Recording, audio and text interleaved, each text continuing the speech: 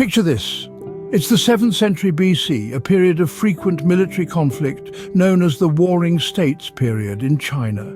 It's a time of upheaval, a time of division, a time when 7 significant states vied for control. It's in this tumultuous era that the story of the Great Wall begins.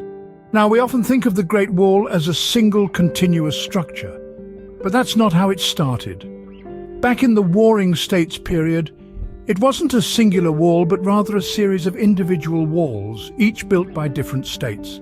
These states, Qi, Chu, Yan, Han, Zhao, Wei and Qin, had their own individual walls, their own fortifications, all erected for the same purpose: protection. Each wall was a line in the sand, a physical barrier against invasions from the other states and from the nomadic tribes to the north. The walls were not the towering stone structures we envision today. No, they were simpler, made from materials that were readily available. The states of the Central Plains, such as Wei and Zhao, built their walls from tamped earth, a method known as rammed earth. This technique involved compacting layers of earth, often mixed with gravel, wood or straw, to form a solid, durable structure. States with access to more stone, like Yan and Qi, would incorporate rocks into their designs for added strength. Despite their differences in design and construction, these walls shared a common purpose. They were symbols of defense and deterrence, not just physical barriers, but psychological ones too. They stood as a warning to potential invaders, a clear message that said, "Cross this line and you will face resistance."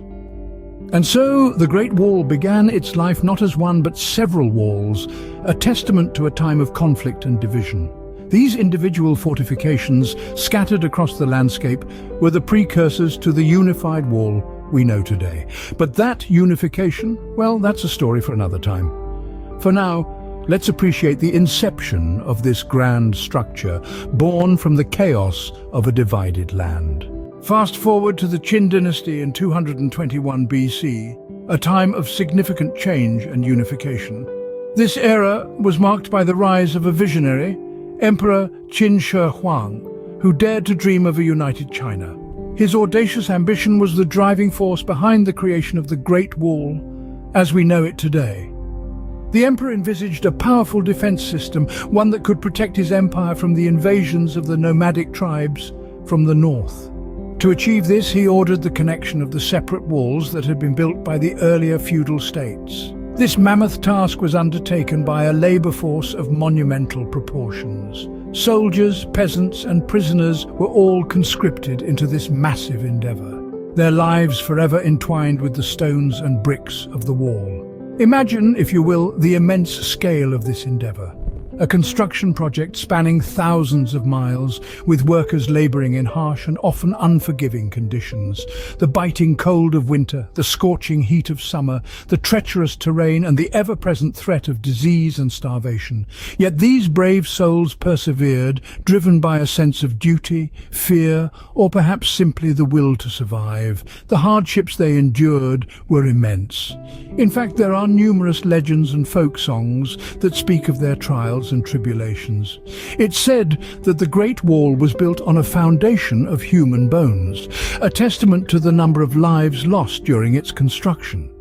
This, however, is more of a metaphorical expression of the human cost rather than a literal truth. This unified defense system, born from the vision of a single emperor and the sweat of countless laborers, marked the birth of the Great Wall. It became a symbol of the enduring strength and resilience of the Chinese people, a physical manifestation of their collective will to safeguard their homeland. Thus, through blood, sweat and tears, the disparate walls of China were linked, forming the early backbone of what we now know as the Great Wall. The Great Wall, as impressive as it was, saw its most significant transformation during the Ming dynasty from 1368 to 1644 AD. Picture the Great Wall during the Ming dynasty. It was a time of great change and progress. The Ming dynasty, keenly aware of the threats from the north, invested heavily in the expansion and strengthening of the wall. It was a massive undertaking that would see the wall transform from earth to brick and stone. Imagine the wall stretching over thousands of miles, being fortified with bricks and stone. This was not just a cosmetic change, it was a strategic decision to make the wall more resistant to attacks and the ravages of weather. The Ming dynasty had turned the Great Wall into an impenetrable barrier. But the wall was not just a defensive structure, it was also a beacon of communication and trade. Watchtowers and fortresses were added along the wall. Each tower was a signal point, a place where messages could be relayed across vast distances with the use of smoke signals and flags. These towers also served as garrisons and trading posts where goods could be stored and exchanged. As the wall expanded, so did its role in trade. It became part of the Silk Road, the ancient network of trade routes that connected the East and the West. Traders, travelers and pilgrims would pass through the wall, bringing with them a wealth of goods, ideas and cultures. The wall was not just a barrier, but also a bridge that connected the Ming Empire with the rest of the world. The Ming dynasty, through its vision and diligence, had transformed the Great Wall.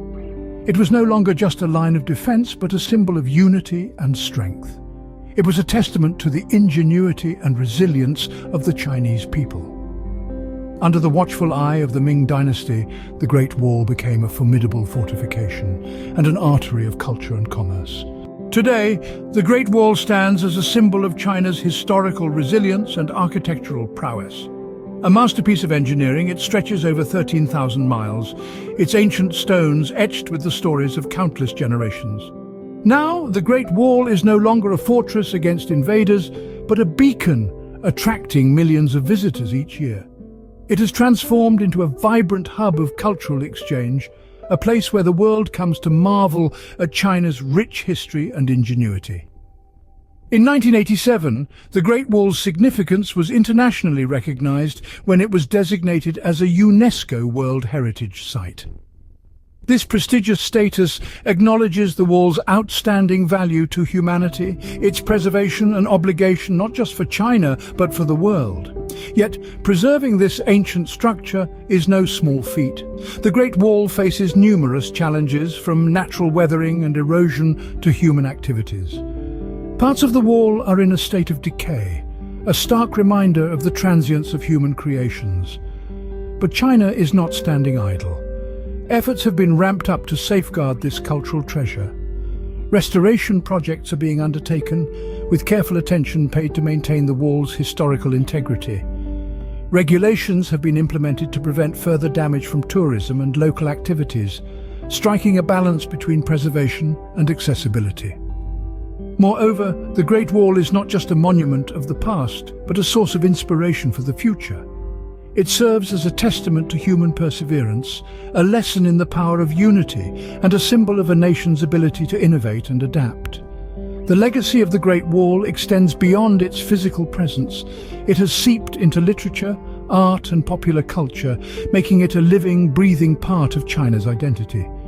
Its influence can be felt in the hearts of the Chinese people, who view it as a tangible link to their ancestors and a symbol of their indomitable spirit. The Great Wall, a marvel of human endeavor and persistence, continues to snake across the landscape of China, bearing witness to the nation's turbulent yet glorious past. Thanks for watching. Please like and subscribe for more. Thank you so much for our first 10 subscribers. It really means a lot. Next stop, 100 subscribers. Thanks again.